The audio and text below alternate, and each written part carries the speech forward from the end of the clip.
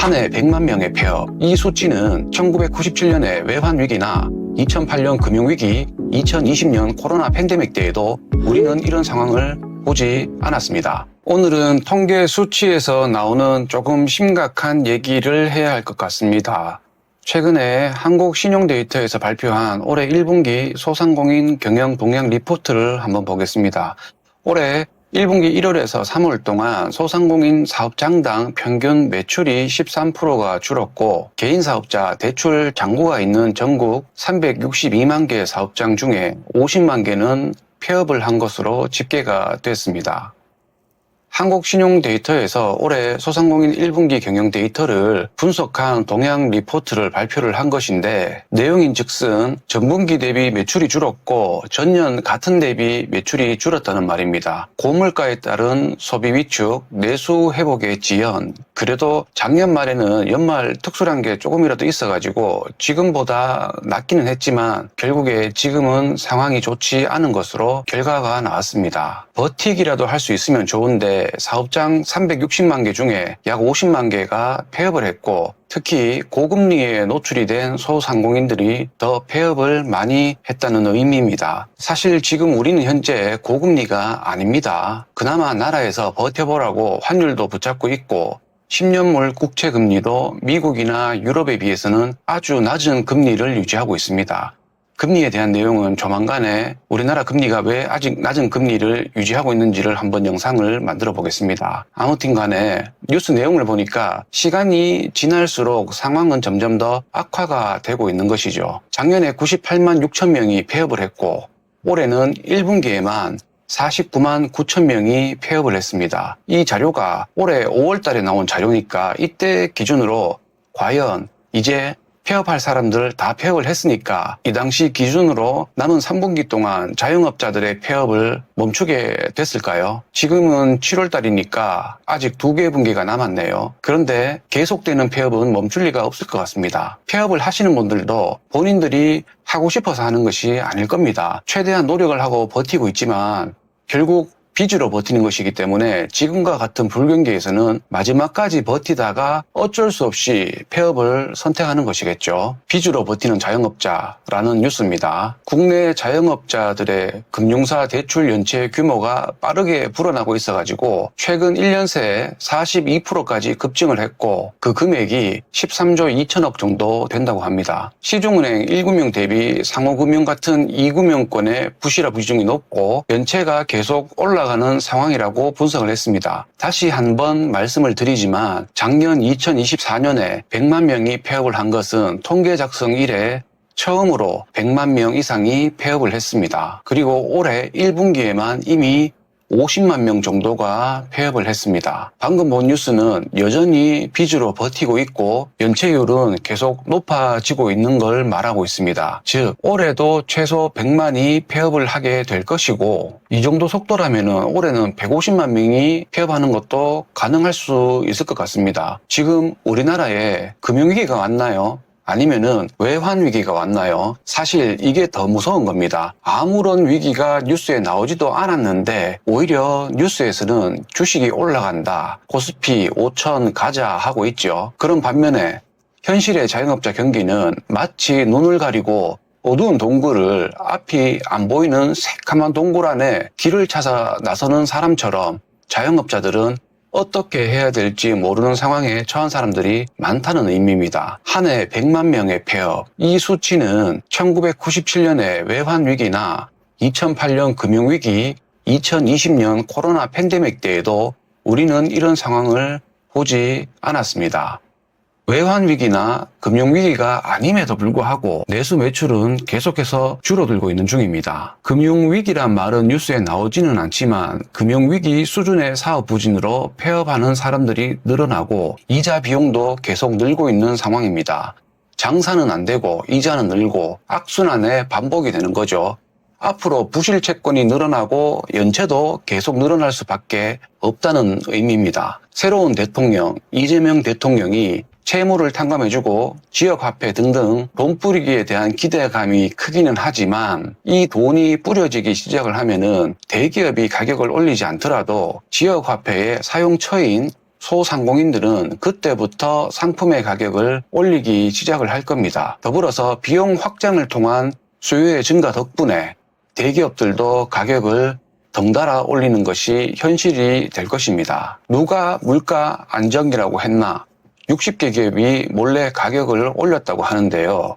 서민들의 장바구니 물가에 빨간불이 켜진 게 유통업체를 중심으로 줄줄이 가격 인상이 이어지고 있기 때문입니다. 지난 12월 3일 비상계엄 사태 이후부터 6월 3일 조기 대선 직전까지 가공식품 가격을 올린 기업이 60곳이 넘었습니다. 환율 불안, 미국, 중국 무역 갈등에다가 글로벌 공급망 교란까지 겹치면서 물가 상승세가 좀처럼 꺾이지 않았고 지금 현재 물가 안정을 최우선 민생 과제로 꼽고 있는 이유입니다. 우리 생활에 꼭 필요한 생필품, 식료품의 물가가 오르는 게 문제인 거죠. 축산물은 6.2% 급등해서 2022년 이후에 최대 상승폭입니다. 돼지고기 8.3%, 국산 소고기 5.3%, 수입 소고기 5.4%, 계란 3.8%, 수산물도 6% 오르고 외식비 포함 개인 서비스 물가는 3.2% 상승을 했고 가공식품도 4.1% 상승을 했습니다. 이런 현상을 보고 제가 누차 얘기했었던 비용 상승 인플레이션이라고 합니다. 문제는 여기서 그치지 않습니다. 정부가 재정 확장을 통해서 적자 국채를 발행하면 할수록 인플레이션뿐만 아니라 시장 금리도 오를 수밖에 없습니다.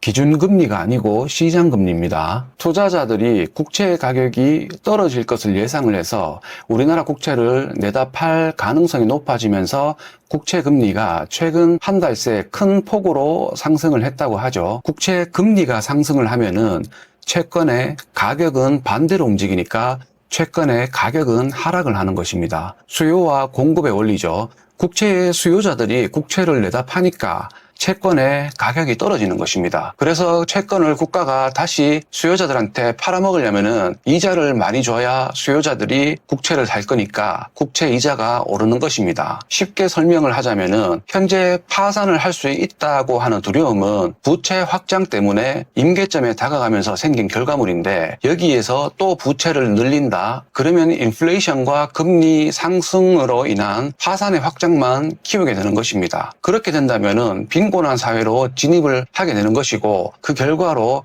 앞으로의 사회가 어떤 식으로 변해가는지는 불을 보듯 뻔해지는 것입니다. 그렇지만 너무 걱정하지는 마세요.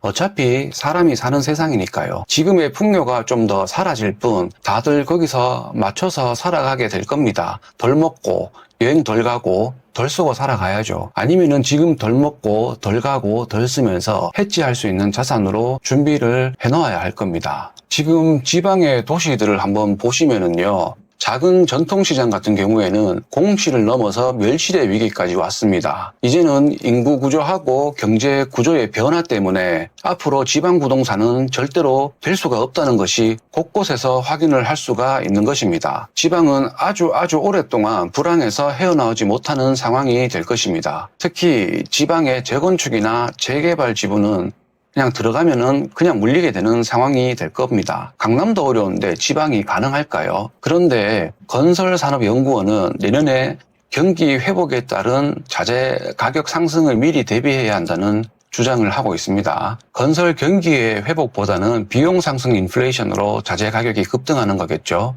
대출이 목까지 차오르고 있고 연체는 사상 최대 기록을 매달 갈아치우고 있고 폐업도 사상 최대치를 매 분기 갈아치우고 있는데 내년에 경기가 회복을 할 거라고요. 부동산에 똘똘한 한 채란 말 아시죠? 그 똘똘한 한 채라는 말은 경제 불황 진입 전에 등장하는 말이지 경제 호황 진입 전에 등장하는 단어가 아닙니다. 매매가 아닌 경매에도 똘똘한 한 채라는 말이 나왔습니다. 서울 아파트 전체 경매 물건 중에 실제 낙찰로 이어진 비율은 40%입니다. 10건 중에 6건은 주인을 못 찾은 거죠. 경매 시장에도 똘똘한 한 채로 내가 먹고 싶은 것만 픽해서 먹겠다는 것입니다. 똘똘한 한 채. 왜 이런 단어가 지금 등장하고 있는지의 진실을 말하지 않고 있는 것입니다. 애들은 줄어들고 파산과 연체는 연일 신기록을 달성하고 있고 노인의 인구는 폭증하는 현실에서 앞으로 부동산의 미래가 있다고들 생각을 하시나요? 아파트 한 채 있는 노부부의 고민이라는 뉴스를 잠시 보시겠습니다. 주택연금을 가입할지 말지를 결정하는 게 큰 고민이라고 하는데요. 현재 이분은 국민연금을 160만 원 정도 받는다고 합니다. 서울 영등포에 20억짜리 아파트가 있지만 대출 이자 내고 나면은 생활비하고 병원비 쓰기에도 빠듯하다고 합니다. 자식들 물려줄 집을 써버린다는 생각에 주택연금에 가입을 할지 말지 결정하기가 어렵다고 하는 사연입니다. 한국의 고령자들은 자산은 있는데 정작 쓸 돈이 없는 경우가 많다고 합니다. 즉 부동산 부자일 수는 있지만 동시에 당장 쓸 수 있는 가용 가능한 현금은 많이 없어가지고 속된 말로 현금 빈곤층이라고 합니다. 자산의 3분의 2가 부동산이라서 이거를 활용해서 노후를 보내야 하는데 그냥 깔고 앉아 있어가지고 이도 저도 아닌 경우가 되는 것입니다. 주택연금에 들고 난 후에 집값이 오르면은 오른 만큼 연금액이 늘어나는 것도 아니라서 더 오를 것이란 기대감 때문에 주택연금에 들지 못하는 경우도 있고요. 이런 분들이 주택을 더 살려고 할까요? 노인분들이 앞으로 생을 정리하고 마무리하려고 하는 분들이 부동산 투기를 할까요? 어떻게든 자식들에게 물려줄 생각을 많이 할 겁니다. 요즘에 중국에서는 젊은 사람들이 집은 안 산다고 하더라고요. 왜냐하면은 1가구 1자녀 정책 이후에 본인 부모님하고 친가 외가의 조부모님들하고 그러면 애들이 많게는 집을 6채를 물려받을 수도 있다고 합니다. 우리가 중국과 다른 미래로 가게 될까요?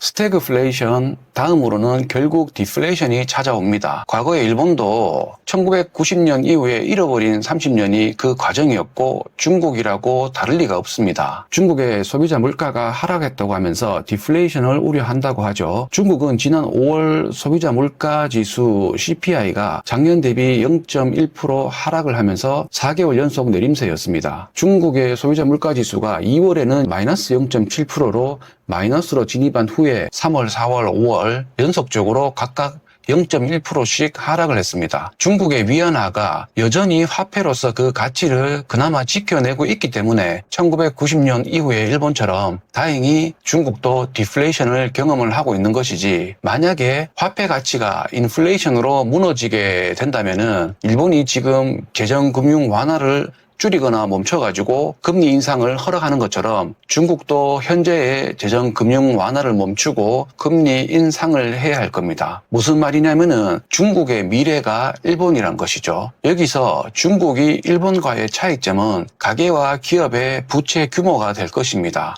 가계의 부채가 상대적으로 많지 않은 일본은 지금 약한 인플레이션을 겪고 있지만 가계부채와 지방정부의 부채가 많은 중국은 금리 인상을 해야 하는 순간 일본과 다르게 인플레이션이 아니고 디플레이션도 아니고 경제 대공황으로 이어지면서 화폐 경제 자체가 무너지는 상황이 될 수도 있는 것입니다. 그러면 한국은요? 우리도 일본보다는 중국이 가는 길을 걷게 될 가능성이 큽니다. 왜냐하면 중국의 디플레이션이 부채 이자를 감당하지 못해서 발생하고 있는 것처럼 한국도 부채 이자를 감당하지 못할 거기 때문에 단순히 일본처럼 인플레이션만으로 그칠 가능성이 적기 때문입니다. 작년에 사상 최대의 자영업자 100만 폐업을 경험한 대한민국은 올해 2025년 다시 작년에 세운 사상 최대 기록을 갈아치우는 것을 보게 될 겁니다. 부채의 위기는 외환이나 금융위기하고는 다릅니다. 경제의 몸통 그 자체가 문제가 생긴 것이기 때문에 과거처럼 꼬리 자르는 방식으로 문제를 해결을 할 수가 없는 것입니다. 발가락이나 손가락이 썩으면 발가락, 손가락 잘라도 사람이 죽지 않습니다. 심지어 팔이나 발을 잘라도 항생제 잘 투여하고 병원에서 잘 관리하면 죽지는 않습니다. 외환 위기는 달러를 수혈하면 되고 금융위기는 유동성을 공급하면 쇼크는 있었지만 다시 돌아올 수 있었습니다. 하지만 지금 부채의 위기는 몸통 자체에 문제가 생겼다는 것을 얘기하는 것입니다.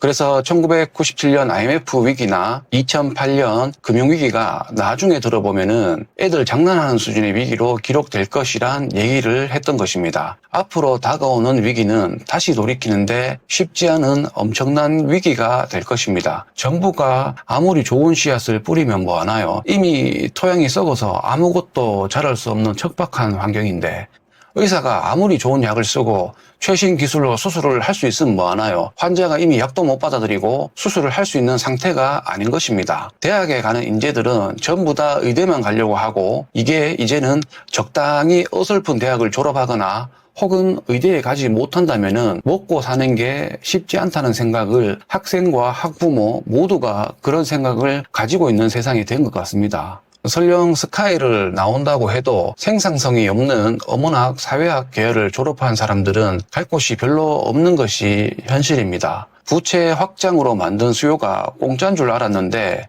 이자 지불이 목 밑에까지 차오르는 임계점에 다가오면서 더 이상 수요가 폭발적으로 늘어나지 않는 상황에서 AI하고 기계가 인간의 노동력을 앞으로 점점 더 뺏어갈 건데, 이런 매출 감소와 수익 감소의 조건값에서 수면 위로 드러나는 부채 문제가 해결이 될 수 있을까요? 앞으로 잘 준비들 하셔야 할 겁니다. 오늘은 여기까지 하겠습니다. 고맙습니다.